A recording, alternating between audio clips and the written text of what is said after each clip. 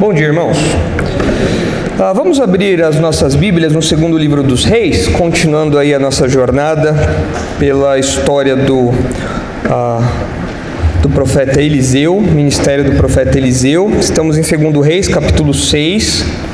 Na última ocasião em que estivemos no livro dos Reis, nós começamos a estudar os versículos de 8 a 23, versículos estes que narram uma investida frustrada dos sírios contra Israel, contra o Reino do Norte, que à época era comandado por Jorão.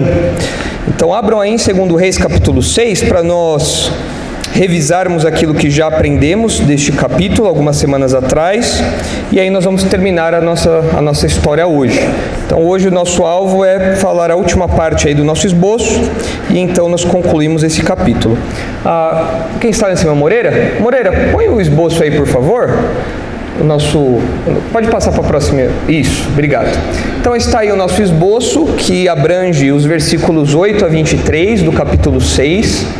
Nós temos a seguinte mensagem central: Deus protege o seu povo. É isso que o texto quer nos ensinar, que Deus está protegendo Israel em mais uma expressão da graça e da misericórdia de Deus. Os irmãos devem se lembrar que todos os capítulos recentes que nós estudamos do livro dos Reis têm mostrado têm tratado da temática da graça e da misericórdia de Deus para com servos anônimos do povo, para com pessoas até de outras nações, como foi o caso de Naamã, que era sírio, era inimigo de Israel, mas Deus mostrou sua graça, sua misericórdia. E nós vemos Deus lidando com questões pequenas, como aquele episódio do machadinho do profeta, que colocaria ele em uma grande dívida, e agora questões de relação internacional, questões políticas aí, militares internacionais, que é o conflito aqui entre Israel e a Síria, né? Uma crise internacional aí, político-militar. E a gente aprende com isso que essa proteção que Deus estava destinando a Israel, que Deus estava concedendo a Israel, deveria fazer com que o povo abandonasse a idolatria e se voltasse para Deus. É um chamado. Cada ação misericordiosa, graciosa que Deus faz, tem em si um chamado embutido. Abandonem os ídolos e voltem para cá. Abandone Baal e voltem para cá. Deixem essa besteira toda de lado, porque eu sou o único Deus verdadeiro. Todas essas ações graciosas de Deus, desde as menores até as maiores, tinham esse chamado embutido. Bom, Israel ouviu?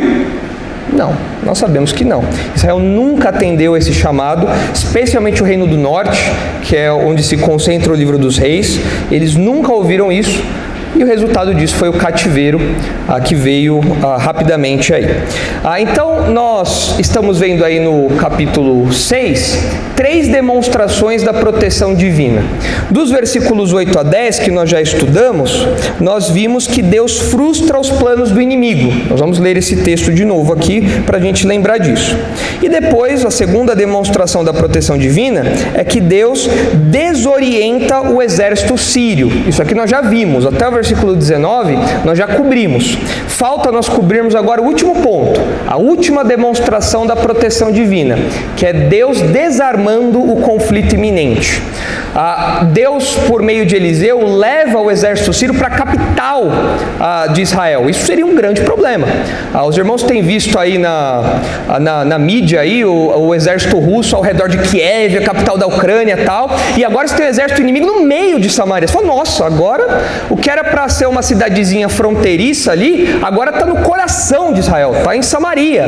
Mas a gente vê que esse conflito ele é desarmado, não acontece nada de negativo. Deus desarma esse conflito em uma expressão aí da sua proteção para com Israel. Então vamos ler o texto de novo, e aí nós vamos recordar essas verdades que já vimos.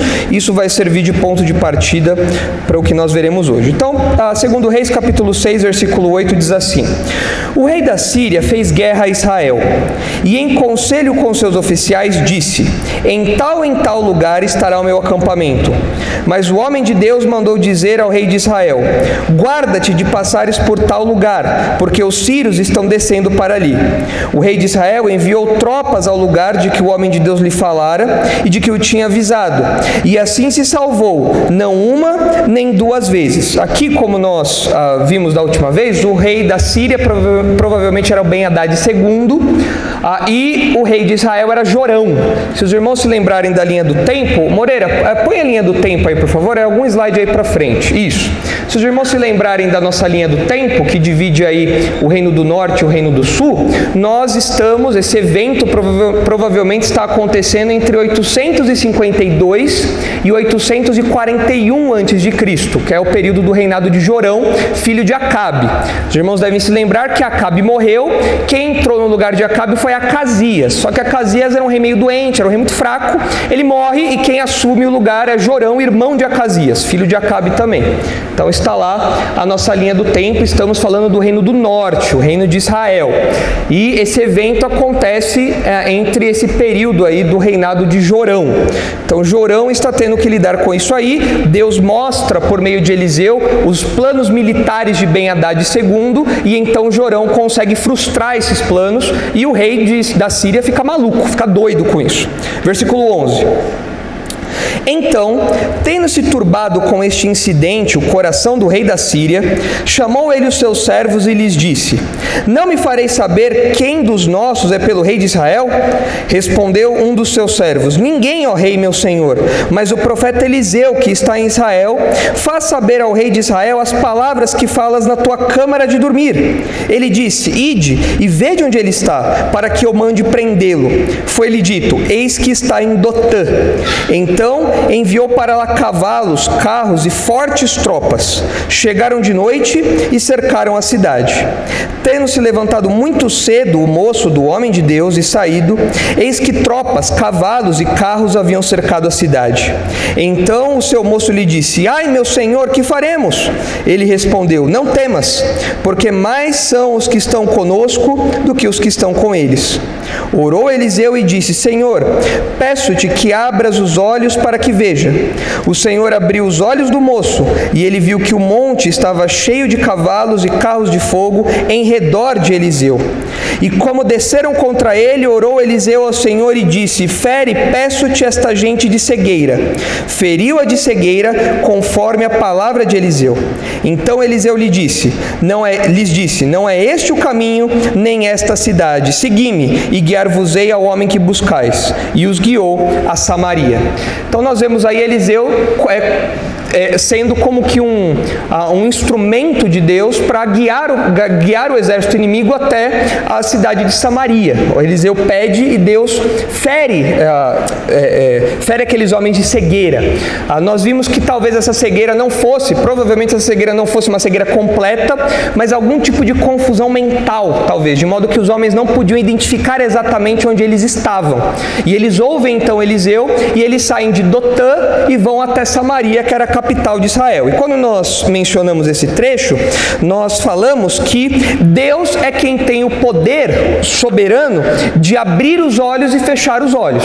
Como acontece aqui com o servo de Eliseu, Deus abre os olhos do servo para que esse homem veja toda a proteção ali que Deus estava concedendo a Eliseu, mas, por outro lado, Deus também fecha os olhos dos inimigos de Israel para que possa conduzi-los, para que Eliseu possa conduzi-los até onde Eliseu quer, né? Até onde Deus quer que o povo esteja ali, o exército inimigo esteja ali. E a gente até fez a conexão de que no Novo Testamento esse abrir e fechar de olhos é relacionado ao entendimento. Quem abre o entendimento das pessoas é Deus. Deus é quem continua agindo dessa forma, abrindo o entendimento para que nós acolhamos o Evangelho, ou mantendo o entendimento fechado para que alguém não acolha o Evangelho. Assim que o Novo Testamento lida com isso. E então nós paramos aí no versículo 19. E agora nós vamos ver o desfecho dessa empreitada militar aí da Síria contra Israel nos versículos 20 a 23. Pode colocar o esboço, por favor, de novo, Moreira? Vamos manter aí agora na nossa divisão. O terceiro ponto ali, que abrange os versículos 20 a 23, mostra que Deus desarma o conflito iminente. O exército inimigo agora está no coração de Israel, está na capital. É um perigo grande o que está acontecendo aí. O que será que vai acontecer? Vamos ler o texto, versículo 20. Tendo eles chegado a Samaria, disse Eliseu: Ó Senhor, abre os olhos destes homens para que vejam.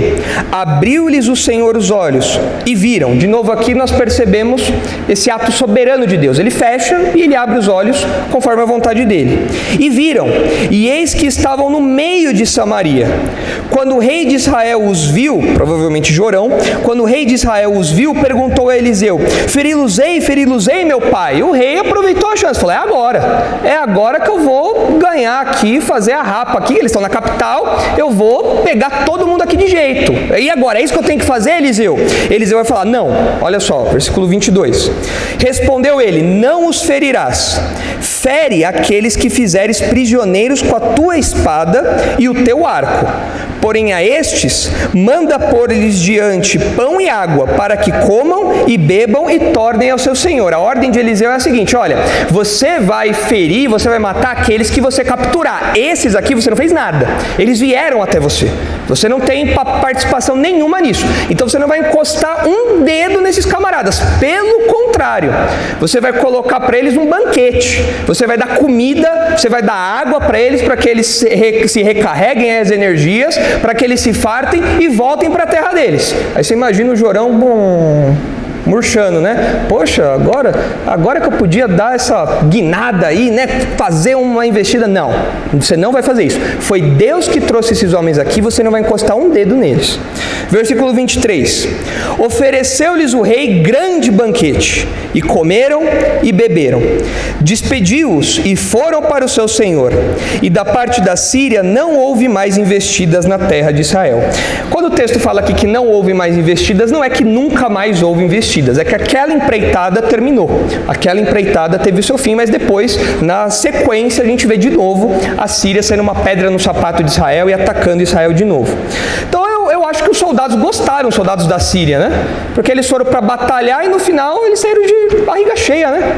É legal ser soldado assim, né? Deve ser bom. Você vai lá para batalhar, você espera lá, levar um couro lá, você ter algumas baixas, mas você volta num banquete. Você volta cheio, você volta farto. Então foi bom para eles, né? E aí, então, esse conflito foi desarmado.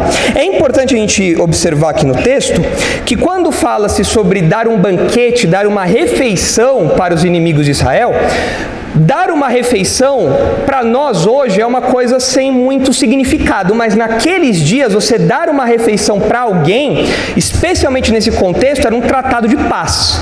O que Eliseu manda o rei fazer aqui, ao dar essa refeição, ao dar esse banquete, é uma trégua, é um tratado de paz. Fala: olha, esse conflito iminente aí, ele está desarmado e agora você vai mostrar essa paz entre vocês por meio desse banquete. Há uma relação de comunhão aí. No Novo Testamento a gente percebe um pouco isso também quando se fala sobre comer com alguém, com aqueles que desonram a Cristo, com aqueles que são hereges. O Novo Testamento fala para você nem comer com eles. Por quê? Porque a refeição é um sinônimo de comunhão, é algo que você tem ali com muita intimidade, e nesse contexto aqui é uma expressão de misericórdia e graça da parte de Deus, que representa aí um tratado de paz. Muito interessante observar isso. E a gente percebe, olhando para o modo como Deus age ao longo da história, a partir desse exemplo aqui, a gente percebe que o nosso Deus é o Senhor dos banquetes. Isso é bom, crente gosta de comer, né? É bom saber que Deus é o Senhor dos banquetes, né? Pode ver, todo evento de crente acaba em comida, né? Sempre. Tem a reunião das belas. Como que termina a reunião das belas? Com comida. O Darash termina como? Com comida. Crente gosta de comer, né? Muito bem, isso é bom. E nosso Deus é o Senhor dos banquetes. Ele se alegra, ele gosta de banquetear. O nosso memorial, que nós celebramos aqui todo mês, é o quê? Uma ceia, uma refeição. Então, nós aprendemos que o nosso Deus é o Deus dos banquetes. E aqui a gente tem um banquete que Deus manda por meio de Eliseu, que o rei sirva ali para os inimigos. Agora, é interessante observar que nesse caso aqui, esse banquete é uma expressão de paz. E nosso Deus oferece banquetes como expressão de paz, como festa, como algo positivo. Olhem só o que diz Apocalipse 19. No final da história, haverá um banquete do qual eu espero espero que todos aqui participem. É o banquete de uma festa de casamento, que o nosso Deus está preparando e vai nos presentear com isso. É um outro banquete que Deus vai nos dar. Nosso Deus é o Deus dos banquetes, Ele é o Senhor dos banquetes. E olha só o que acontece lá em Apocalipse 19, versículo 7. É o grande banquete. Olha só. Apocalipse 19, 7. Alegremo-nos, exultemos e demo-lhes a glória. Apocalipse 19, 7. Porque são chegadas as bodas do Cordeiro, cuja esposa a si mesmo já se ataviou. O que é uma boda? O que são bodas? O que são essas bodas do Cordeiro aqui? É o casamento do Cordeiro. Quem é a noiva do Cordeiro? A igreja, nós somos a noiva de Jesus. Nós não somos a noiva, um dia Jesus vai casar. E quando que isso vai acontecer? No futuro. No futuro acontecerão as bodas do Cordeiro. Agora imagine só a festa que Deus vai dar. Como vocês acham que vai ser essas bodas aqui? Hein, Abadil? Coisa fina, né? A picanha nunca comida, né? É curioso que quando Deus, lá em Isaías, quando Deus fala que no futuro também Ele vai dar um grande banquete para todas as nações, Ele fala de um banquete de carnes gordurosas. Nada de vegano, não. É churrascão mesmo ali, né? É um banquete farto. E aqui você tem essas bodas do Cordeiro. O Cordeiro vai se casar. E a igreja é a noiva do Cordeiro. Nós somos essa noiva. E um dia nós vamos ser levados até o altar ali a Cristo quando Ele vai se casar. Por enquanto nós somos a noiva. Um dia nós seremos a esposa. Certo? Aí, nessa festa, é o que vai acontecer. E olha só. Pois foi-lhe dado de vestir-se de linho finíssimo, resplandecente e puro. Porque o linho finíssimo são os atos de justiça dos santos. Então me falou o anjo, escreve, bem-aventurado aqueles que são chamados a ceia. Essa palavrinha ceia pode ser um banquete, é algo festivo, né? Bem-aventurados são os chamados a ceia das bodas do Cordeiro. E acrescentou, são estas as verdadeiras palavras de Deus. Então haverá um banquete na história, mais de um banquete que Deus vai oferecer. E esse banquete eu espero que todo mundo aqui participe.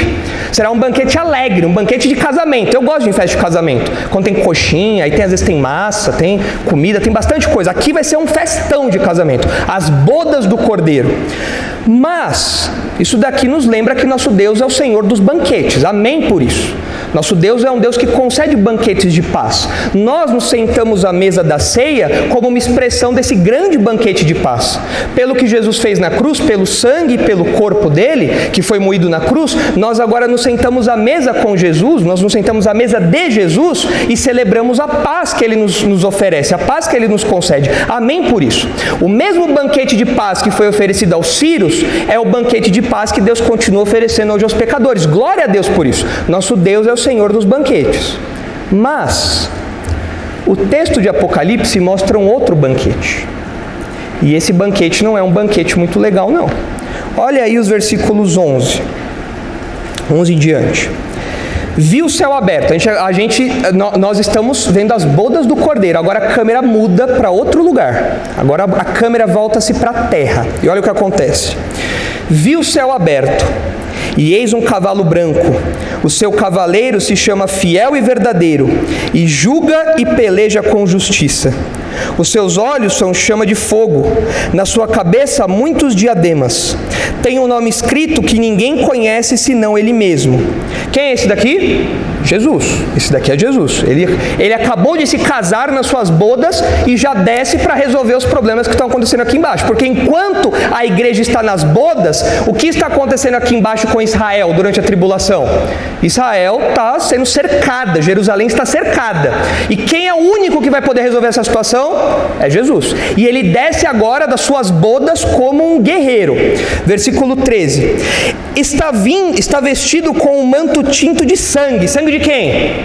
Dos seus inimigos. Aqui é uma figura de um guerreiro. E o seu nome se chama o Verbo de Deus. E seguiam-nos os exércitos que há no céu, montando cavalos brancos, com vestiduras de linho finíssimo, branco e puro. Talvez aqui sejamos nós. porque a descrição dos vestidos de linho se refere aos crentes. Então você vai fazer parte da armada celestial, você vai descer junto com Jesus. Acabou de comer a picanha divina lá, está satisfeito, e agora é hora de você descer para botar ordem na casa junto com Jesus, né? Enquanto isso, o bicho está pegando aqui embaixo. Sai da sua boca uma espada afiada, para com ela ferir as nações, e ele mesmo as regerá com cetro de ferro, e pessoalmente pisa o lagar do vinho do furor da ira do Deus Todo-Poderoso. Tem no seu manto e na sua coxa um nome escrito: Rei dos Reis e Senhor dos Senhores. Então vi um anjo posto em pé no sol, e clamou com grande voz, falando a todas as aves que voam pelo meio do céu: Vinde, reuni-vos para a grande ceia de Deus. É a mesma palavrinha, para o grande banquete. Você fala: opa, esse banquete é bom, né? Só que a picanha não é picanha, a carne não é picanha não, ó a carne aí. Ele está chamando as aves. E olha só: reuni-vos para a grande ceia de Deus, para que comais carnes de reis, carnes de comandantes, carnes de poderosos, carnes de cavalos e seus cavaleiros, carnes de todos, quer livres, quer escravos, tanto pequenos como grandes. Qual é esse banquete aqui? É o banquete do juízo. Esse é o banquete da destruição. As nações vão estar cercando Israel, estar cercando Jerusalém. Então Jesus vem e liberta o povo, mandando uma praga. Nós vamos ver esse texto daqui a pouquinho mais para frente, em Zacarias 14.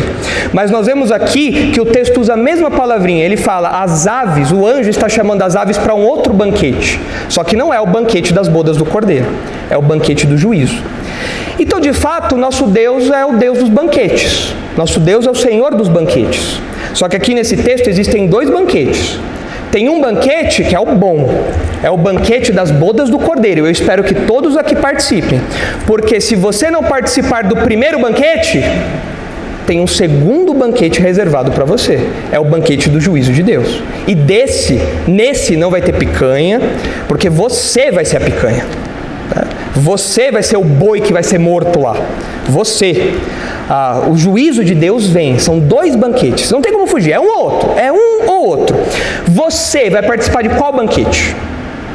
Se você é um crente, se você já admitiu seus pecados, se você já confessou a Jesus como Salvador, se você já tem Ele como Senhor da sua vida, um dia você vai se casar, junto com a igreja ali, se casar com o Senhor nas bodas do Cordeiro e desfrutar do banquete celestial. Legal. Se você rejeita a Cristo, se você não quer saber de Jesus, você vai participar do segundo banquete. É o banquete do juízo.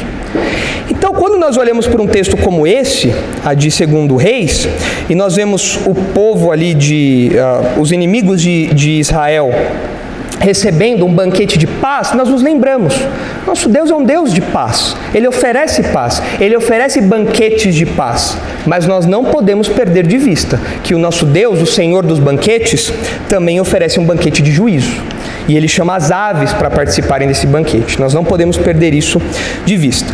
Agora, outra coisa que chama a atenção nesse texto, nesse último pedacinho que nós estamos aí, é que Deus tem poder para fazer cessar um conflito sem que os exércitos disparem uma única bala. Tudo bem, naquela época não tinha munição, né? Mas eles nem tiraram a espada da bainha, eles nem se mexeram.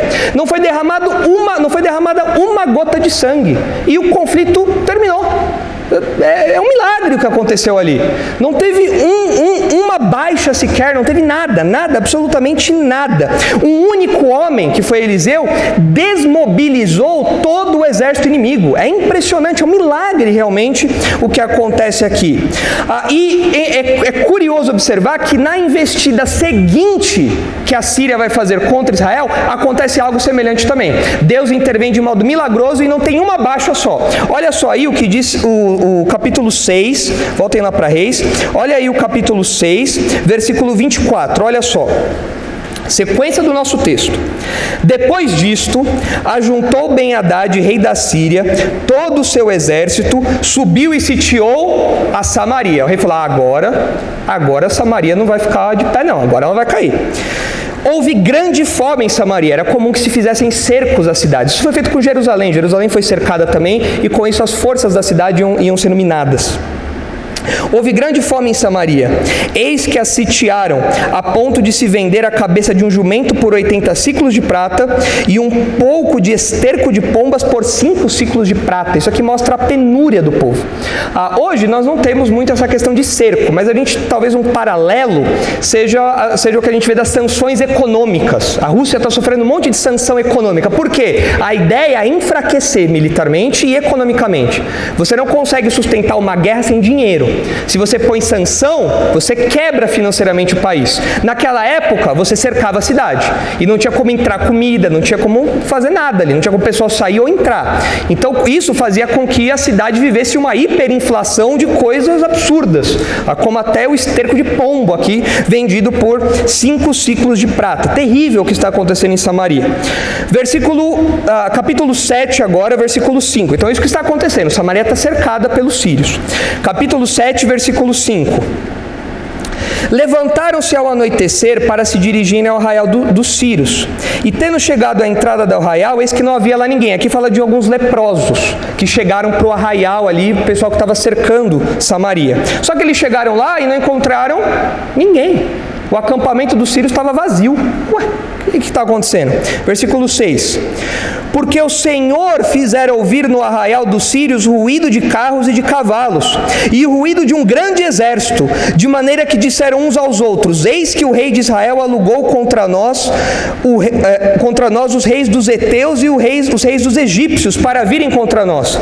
Pelo que se levantaram e, fugindo ao anoitecer, deixaram as suas tendas, os seus cavalos e os seus jumentos, e o arraial como estava, e fugiram para salvar sua vida. De novo, não teve um sangue derramado. A galera estava lá de boa no arraial, de repente eles ouviram barulho. Eles ouviram barulho de carros, falaram: já era, perdemos agora. Os exércitos dos outros povos estão vindo contra nós, vamos embora. E todo mundo saiu e deixou o acampamento para trás. Mas tinha cavalo, carruagem dos inimigos ali? Não. É interessante, no capítulo que a gente está, como que Deus, qual sentido, visão, tato, tal, qual sentido que Deus usa para confundir os sírios? A visão, ele fecha. E aqui na sequência, qual sentido ele usa? A audição. Então Deus é soberano sobre os olhos, sobre os ouvidos, não tem como fugir, né? E é curioso você observar, você imagina um monte de marmanjo ouvindo coisa e correndo desesperado ali, sendo que não tinha nada ali. Mas foi um ato soberano de Deus, mostrando que ele consegue desarmar conflitos sem derramar uma gota de sangue, sem uma baixa. Ele é o Senhor dos exércitos, ele pode fazer isso. Ele comanda os exércitos como ele quer. Mas esse texto a gente vai estudar numa próxima ocasião aí. Agora, tudo isso que Deus mostrou, esse seu poder, essa sua soberania, esse desarmar de conflitos, isso deveria fazer com que Israel se arrependesse e se voltasse para Deus. Eles deveriam lembrar: olha, quem nos liberta, o verdadeiro libertador é Javé, não é Baal que nos liberta. Não são as outras nações que nos libertam, é Javé que é o nosso libertador. Nós temos que abandonar os ídolos e nos voltarmos para Deus como o único soberano. É isso que nós temos que fazer. Mas Israel não fez isso. Israel não ouve isso. Então a gente percebe, a gente já tem estudado o livro dos reis há um bom tempo. E acho que os irmãos vão concordar comigo. Deus é muito paciente com Israel. Deus é muito longânimo com Israel. Deus é muito gracioso com Israel. Pensa se você estivesse no lugar de Deus. Depois de tudo que Israel fez, você ia protegê-los dos sírios? Você ia até incentivar, né? Falar: não, vai lá e destrói mesmo. Deus faz isso uma hora. Deus uma hora faz isso. Mas a nossa paciência, a sua paciência ia ser tão grande quanto a de Deus? Não ia. Então Deus é muito misericordioso, Deus é muito longânimo. Mais uma investida síria frustrada, mais um ataque inimigo que é desarmado. Mais uma vez, Deus é longânimo e nós temos que aprender da longanimidade de Deus. Deus é longânimo conosco. Às vezes nós vivemos em pecado durante muito tempo. E Deus nos chama: volte, se arrependa, volte para mim. E às vezes nós interpretamos a longanimidade de Deus como uma ausência de ação. Deus não vai me punir, Deus não vai me disciplinar, Deus não vai trazer juízo sobre mim. Não adote essa visão. Se Deus ainda não desceu a mão da disciplina sobre você por conta da sua obstinação, não significa que Deus largou mão e esqueceu de você, ou Deus faz vista grossa ao seu pecado. Não. Deus está sendo longânimo. Deus está sendo paciente. Mas uma hora, a obstinação recebe a sua disciplina. Isso aconteceu com Israel. Agora nós estamos no momento da graça e da misericórdia. Agora. Mas daqui a pouco, no livro dos Reis, chega o cativeiro. E aí, não adianta chorar. Acabou. Quando Deus desce a mão para disciplinar os seus filhos, não tem quem resista. Não tem como. Então, se você se encontra no mesmo estado de Israel, você tem que correr e se arrepender agora, enquanto Deus está mostrando graça e misericórdia. Porque vai chegar o dia em que Ele vai disciplinar. E aí, não tem para onde correr. Não tem o que fazer. É o que Isaías diz, né? Buscai ao Senhor enquanto se pode achar. É agora, é agora. Então nós aprendemos isso aí. Israel deveria fazer isso, mas não fez. E nós aprendemos uma outra lição que eu queria destacar aqui para os irmãos, que é o seguinte. Nesse texto que está diante de nós, nesse pedacinho final aí que mostra Deus desarmando o conflito e oferecendo esse banquete, nós percebemos, como eu já disse, a graça e a misericórdia de Deus para com os inimigos. Os sírios eram tementes a Deus? Não, eles eram pagãos, não estavam nem aí para Deus. Né? Eles odiavam Israel, odiavam o povo de Deus. Nem ligavam para Javé. Mas Deus oferece um banquete para os seus inimigos, um banquete de paz, um banquete de trégua. Deus oferece para eles uma amostra da sua misericórdia e da sua graça para com seus inimigos. Pergunta: o crente, em algum lugar da Bíblia, é chamado, é convocado a mostrar graça e misericórdia para com seus inimigos? Tem algum lugar da Bíblia que fala isso? Alguém da Bíblia falou isso?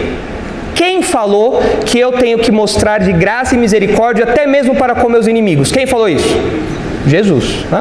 Olha só aí, Mateus capítulo 5. Vamos ver esses textos aí. Nisso daqui nós imitamos a ação de Deus.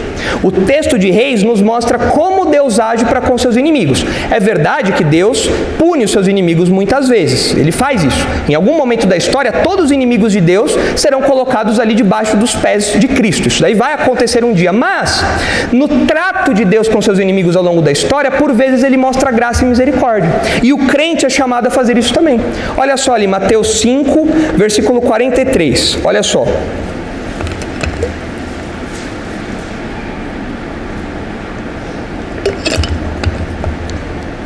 Mateus 5, 43. Ouvistes o que foi dito: amarás o teu próximo e odiarás o teu inimigo.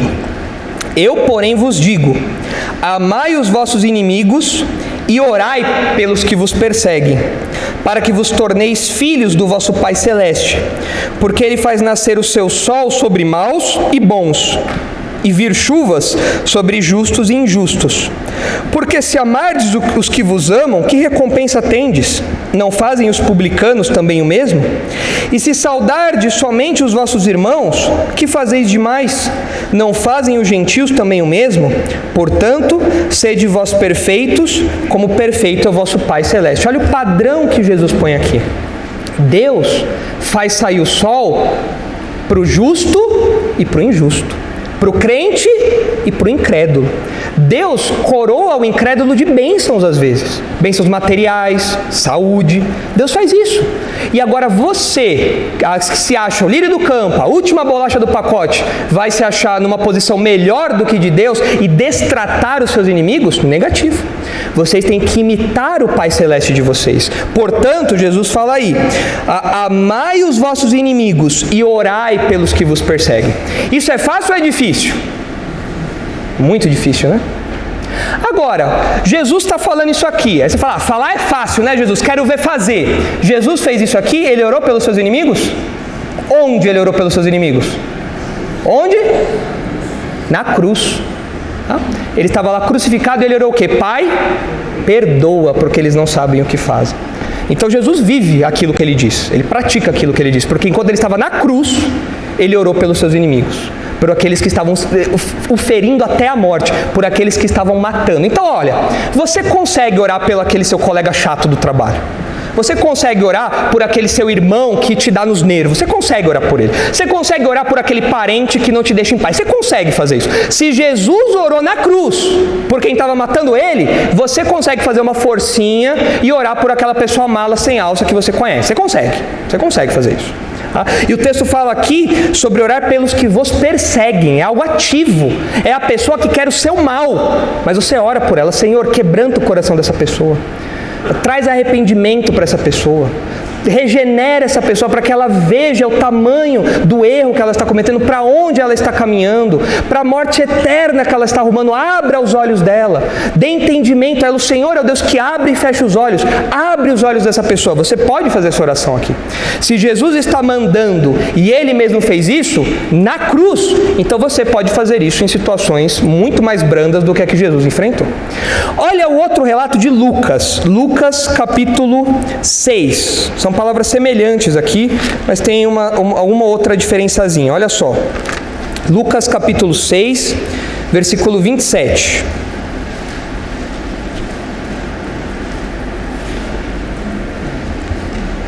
Olha só. Há uma diferençazinha em algumas palavras que nos ajudam a entender um pouco mais do que Jesus quer dizer. Lucas 6, 27. Digo-vos, porém, a vós outros que me ouvis, amai os vossos inimigos, fazei o bem aos que vos odeiam, bendizei aos que vos maldizem, orai pelos que vos caluniam. Ao que te bate numa face, oferece-lhe também a outra. Cuidado com esse texto. Esse texto não é um texto que ensina pacifismo. Esse texto não é um texto que é contra a defesa própria. Não é isso. Se alguém vem te bater, você tem que ficar lá de braços abertos só levando soco. Não é isso que o texto está ensinando. Quando fala aqui sobre bater na face, é que bater na face era uma ofensa muito grande para o judeu. Era uma desonra muito grande. Mas o que Jesus está falando é que o crente não tem uma postura vingativa, retributiva. O crente não é aquele que se levanta para defender a sua honra a todo custo. O crente leva o prejuízo. É isso que o texto quer dizer aqui. Agora, tem gente que usa esse texto para falar: se um bandido entrar na minha casa, ele pede o celular, tem que dar computador também. Não, pelo amor de Deus. Não é isso que o texto está ensinando. O que o texto está ensinando é sobre você não ser aquela pessoa retributiva, vingativa. Aquela pessoa que defende a sua honra ali a todo custo. Quando nós olhamos para o exemplo de Jesus, ele foi assim. Lá em Isaías 53, que é repetido em Pedro, nós vemos que quando ofendido, Jesus tentou se defender? Não. Ele permaneceu calado ali. Ele não se levantou na sua própria defesa. Ainda que ele tivesse todo o direito de fazer isso. Ele sentia o direito de fazer isso, mas ele não fez. Então o que Jesus está condenando aqui é uma postura retributiva, uma postura vingativa. O crente não pode ser isso. O crente não pode ser vingativo. Nós não podemos nutrir isso dentro de nós. Então há essa grande ofensa de dar um tapa na cara, né? Você não deve retribuir. Você não deve fazer isso. Na sequência, e ao que tirar a tua capa, deixe-o levar também a túnica. Dá a todo o que te pede. E se alguém levar o que é teu, não entres em demanda. Como quereis que os homens vos façam, assim fazei-os também vós a eles. Se amais os que vos amam, qual é a vossa recompensa? Porque até os pecadores amam aos que os amam. Se fizerdes o bem aos que vos fazem o bem, qual é a vossa recompensa? Até os pecadores fazem isso. E se emprestais àquele de quem esperais receber, qual é a vossa recompensa? Também os pecadores emprestam aos pecadores para receberem outro tanto. Amai, porém, os vossos inimigos, fazei o bem, e emprestai sem esperar nenhuma paga. Será grande o vosso galardão, e sereis filhos do Altíssimo, pois Ele é benigno até para com os ingratos e maus. Sede misericordiosos, como também é misericordioso vosso Pai. Essa é a postura do crente. O crente imita a atitude de Deus, a postura de Deus. Isso também aparece nas palavras do apóstolo Paulo, Romanos 12. Olha só, e é importante nós destacarmos isso porque existe um tipo de cristianismo que tem surgido por conta dessas polarizações políticas, ideológicas e tudo mais. Tem um tipo de cristianismo que tem surgido nas redes sociais, um cristianismo muito bélico. É o cristão que xinga, é o cristão que numa postagem de outra pessoa incrédula, ele vai lá e fala: mas você também, e solta os cachorros para cima do cara. O crente não é assim. O crente não tem essa postura vingativa, retributiva, agressiva. Não é essa a nossa conduta. Então nós temos que destacar isso daqui porque é o modelo que Jesus impõe para nós. É um modelo que não tem essa postura bélica constante. É diferente de você conversar com uma pessoa, de você debater com uma pessoa, é diferente. O que eu estou falando aqui são daquelas pessoas agressivas, pessoas que xingam, ofendem, pessoas que entram na onda dos incrédulos e ficam retribuindo. O crente não é assim. Olha o que Paulo diz em Romanos 12, 17 a 21, olha só. Não torneis a ninguém mal por mal, esforçai-vos por fazer o bem perante todos os homens. Se possível, quanto depender de vós, tende paz com todos os homens. Nem sempre depende de nós. O texto fala, no que depender de você, tende paz. Então evita alguns conflitos, evita às vezes bater de frente, seja sábio. No que depender de vocês. Agora, tem gente que busca briga de graça, aí não tem o que fazer. Aí você às vezes precisa ter uma postura mais firme e é difícil manter a paz com esse tipo de pessoa. Mas no que depender de você, a iniciativa é sempre pela paz. É sempre de oferecer o banquete. É nunca ir com os punhos levantados logo de cara. Versículo 19. Não vos vingueis a vós mesmos, amados, mas dai lugar à ira, porque está escrito, a mim me pertence a vingança, eu é que retribuirei, diz o Senhor. Aqui sobre não se vingar, mas dar lugar à ira, diz respeito a dar lugar à ira de Deus.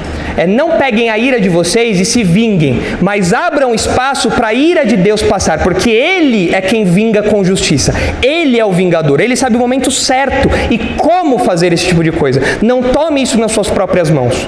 Deixe isso para Deus. No momento certo e do jeito certo Ele vai fazer isso, pelas ferramentas que Ele julgar melhor, adequadas, sábias. Então não tome isso nas suas mãos. Versículo 20. Pelo contrário, se o teu inimigo tiver fome, dá-lhe de comer. Se tiver sede, dá-lhe de beber, porque fazendo isto, amontoarás brasas vivas sobre a sua cabeça. Não te deixes vencer do mal, mas vence o mal com o bem. Aqui, quando fala sobre amontoar brasas vivas sobre a cabeça do inimigo, a ideia é de fazê-lo envergonhar-se ou se arrepender-se. A ideia de um arrependimento, de uma vergonha. A pessoa te faz o mal, você devolve com o bem, a pessoa ela fica envergonhada. Nem sempre isso acontece. Às vezes o incrédulo vê você fazendo bem e ele fica com mais raiva ainda, ou ele te despreza. Mas em muitos casos o incrédulo fica sem jeito. Fala, nossa, mas eu te xinguei e você reagiu de outro jeito? Como assim? Tem uma história. É um filme que eu gosto muito, é um musical. Acho que os irmãos já devem ter ouvido falar pelo menos. Chama Os Miseráveis. É um musical longo, para quem não gosta de musical é um martírio, mas para quem gosta de musical é legal. E o personagem principal se chama Jean Valjean. E é muito interessante que isso daqui acontece na história do Jean Valjean, porque ele é preso durante muito tempo, porque ele rouba um pedaço de pão para sustentar a sobrinha dele.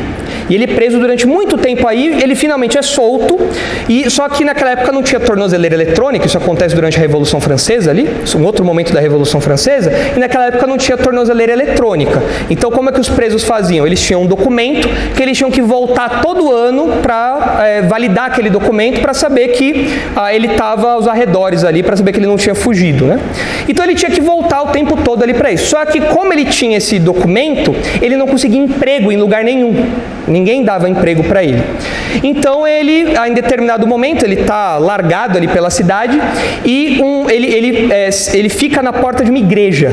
E aí o padre sai, vê ele ali e leva ele para dentro da igreja e junto com as freiras ali, eles socorrem o Jean Valjean. Eles dão comida para o Jean Valjean e tudo mais.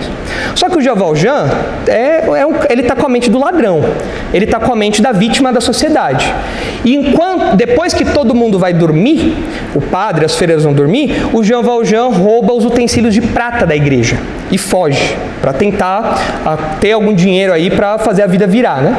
Só que na fuga dele, os policiais o encontram. E aí dão uma surra nele e voltam para a igreja com Jean Valjean, os utensílios de prata, chamam o padre e falam: padre, esse homem aqui roubou as coisas da igreja e está falando que o Senhor deu isso para ele. Aí o Jean Valjean fala: a casa caiu, agora já era, agora eu vou voltar lá para a prisão, vou voltar a fazer trabalho forçado. E aí o padre fala assim: não, é verdade, eu dei isso aí para ele. O padre mentiu, né? Mas tudo bem. Eu dei isso aí para ele. O padre sem vergonha, mentiu, né? O padre fazer isso, onde já se viu. Mas ele falou: não, eu dei isso para ele mesmo. Só que aí ele fala assim: meu amigo, você foi embora tão cedo, você esqueceu o mais importante.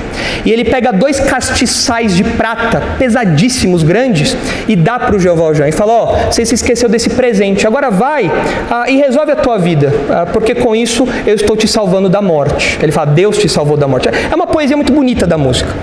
Só que o que chama a atenção é o que acontece depois, porque a polícia libera o Jean Valjean agora está com os utensílios de prata, está com esses castiçais pesadíssimos, e aí a próxima música do musical se chama Solilóquio.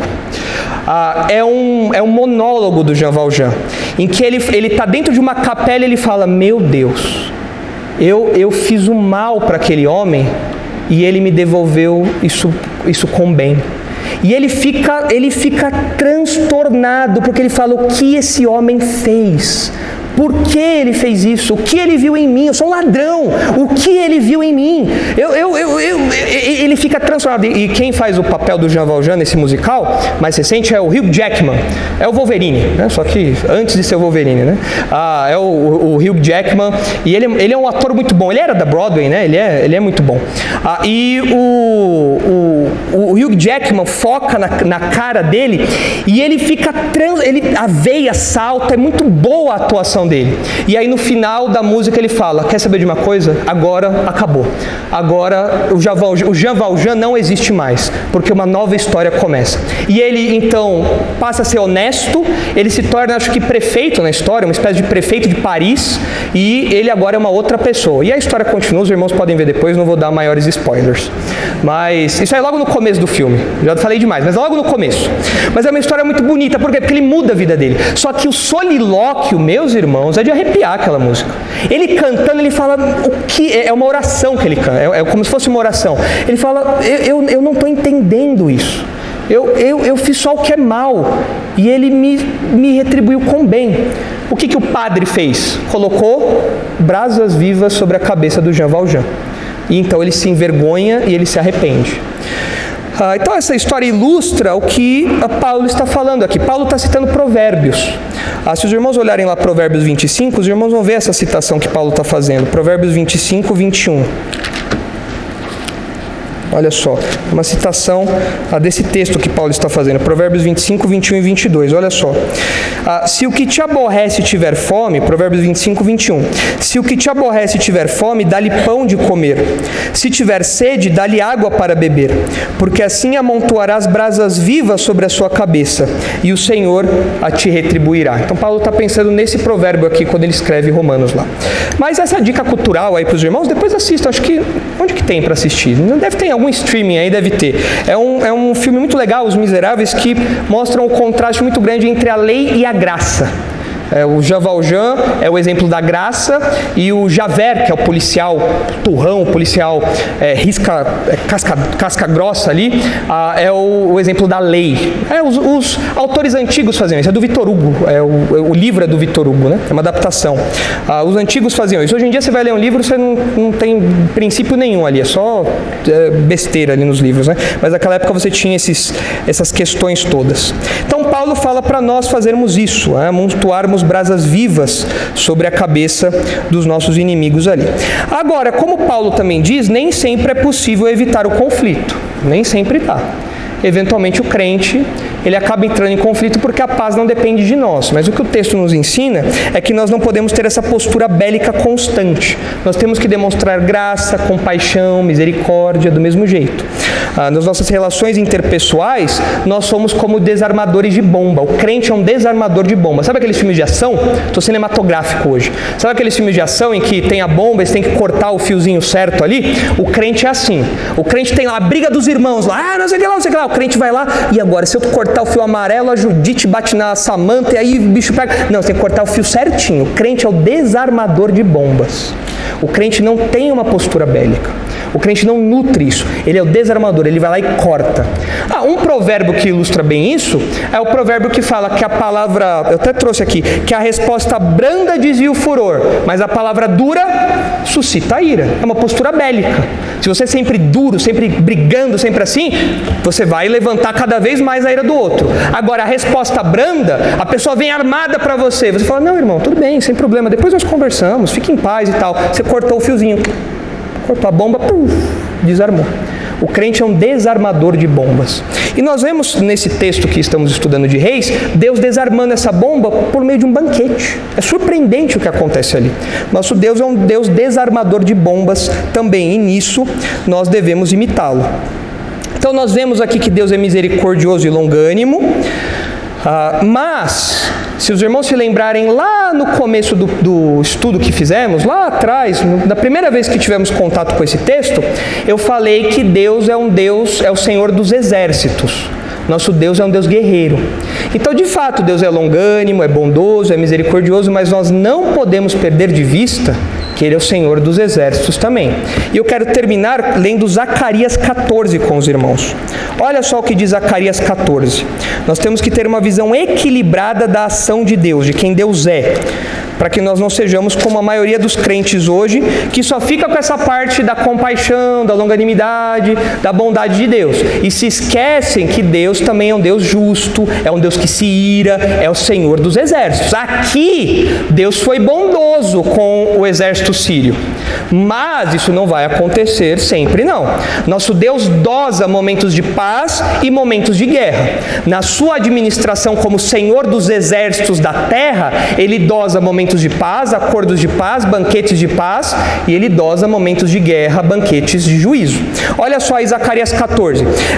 O Zacarias 14 fala daquele episódio lá de Apocalipse 19, quando Jesus voltar para estabelecer o seu reino. Então são trechos paralelos. Aqui, falando no Antigo Testamento, uma profecia sobre o que vai acontecer, e Apocalipse 19, uma profecia do Novo sobre esse evento também, do Novo Testamento sobre esse evento. Olha aí Zacarias 14, diz assim: eis que vem o dia do Senhor. O texto já começa falando de juízo. Essa expressão dia do Senhor dos profetas é juízo. Eis que vem o dia do Senhor, em que os teus despojos se repartirão no meio de ti, porque eu ajuntarei todas as nações para a peleja contra Jerusalém, e a cidade será tomada, e as casas serão saqueadas, e as mulheres forçadas. Metade da cidade sairá para o cativeiro, mas o restante do povo não será expulso da cidade. Então sairá o Senhor e pelejará contra essas nações, como pelejou no dia da batalha. Naquele dia estarão os seus pés sobre o Monte das Oliveiras, que está de fronte de Jerusalém para o oriente. O Monte das Oliveiras será fendido pelo meio, para o oriente e para o ocidente, e haverá um vale muito grande. Metade do monte se apartará para o norte, a outra metade para o sul. Quem é que vai colocar os pés sobre o Monte das Oliveiras?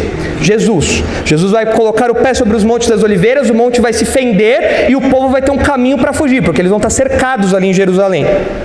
Versículo 5: fugireis pelo vale dos meus montes, porque o vale dos montes chegará até Azal. Sim, fugireis como fugistes do terremoto nos dias de Uzias, rei de Judá. Então virá o Senhor, meu Deus, e todos os santos com ele. Acontecerá naquele dia que não haverá luz, mas frio e gelo. Mas será um dia singular, conhecido do Senhor. Não será nem dia nem noite, mas haverá luz à tarde. Veja agora o versículo 12. Pula aí para o versículo 12. Esta será a praga com que o Senhor ferirá todos os povos que guerrearem contra Jerusalém. A sua carne se apodrecerá, estando eles de pé. Apodrecer-lhes-ão os olhos nas suas órbitas, e lhes apodrecerá a língua na boca. Esse é o banquete que as aves vão comer lá de Apocalipse. É banquete de carne podre, por isso que as aves são chamadas. Naquele dia também haverá da parte do Senhor grande confusão entre eles. Cada um agarrará a mão do seu próximo, cada um um levantará a mão contra o seu próximo. Olha que interessante, Deus vai confundir de novo os exércitos inimigos, como ele faz com os exércitos da Síria, ele faz outras vezes no Antigo Testamento também. Isso vai acontecer no futuro. O Senhor dos exércitos está confundindo o exército e trazendo juízo ali sobre todos. Também Judá pelejará em Jerusalém, e se ajuntarão as riquezas de todas as nações circunvizinhas, ouro, prata e vestes em grande abundância. Como esta praga, assim será a praga dos cavalos, dos mulos, dos camelos, dos jumentos e de todos os animais que estiverem naqueles arraiais. Todos os que restarem de todas as nações que vieram contra Jerusalém subirão de ano em ano para adorar o Rei, o Senhor dos exércitos. Não virá, quem não subir, não virá sobre ela a chuva. Se a família dos egípcios não subir, nem vier, não cairá sobre eles a chuva. Virá a praga com que o Senhor ferirá as nações que não subirem a celebrar a festa dos tabernáculos. Este será o castigo dos egípcios e o castigo de todas as nações que não subirem a celebrar a festa dos tabernáculos. Nós vemos aqui o juízo. Então nós temos que ter uma visão equilibrada. Nesse texto de Reis, nós vemos Deus estendendo graça, misericórdia, compaixão para os exércitos inimigos. E Deus faz isso, tanto que nós imitamos Deus nisso, devemos imitar Deus nisso, mas a nossa visão tem que ser equilibrada. Nosso Deus, o Senhor dos exércitos, também é o Deus que no momento que Ele quiser, no momento que Ele decidir, Ele traz juízo sobre as nações ímpias. Juízo esse que se manifesta dessa praga terrível. Imagine só os olhos apodrecendo, a língua apodrecendo dentro da boca, uma praga terrível, uma confusão ali. Ele é o Senhor dos exércitos. Nós não podemos perder isso de vista. Então aqui nesse texto é legal, nós vemos essa graça e essa misericórdia, amém por isso, mas a nossa visão tem que ser equilibrada, senão a gente cai no evangelicalismo que tem por aí. Mas isso é uma demonstração da proteção divina, por isso que nós falamos ali na nossa mensagem central, que essa história toda mostra que Deus protege seu povo. E nós vimos 3 demonstrações dessa proteção. Deus frustra os planos do inimigo, Deus desorienta o exército sírio e Deus desarma o conflito iminente. Deus, o mesmo Deus que protegeu Israel lá, continua nos protegendo hoje também, e nós vemos isso na nossa vida e em diversos outros textos da Bíblia. Então, amém por isso, amém porque o nosso Deus que nos protege é esse Senhor dos exércitos aí. E na próxima ocasião, então, nós damos início aí à sequência da história, que é uma outra investida da Síria, que também é frustrada e não tem resultado.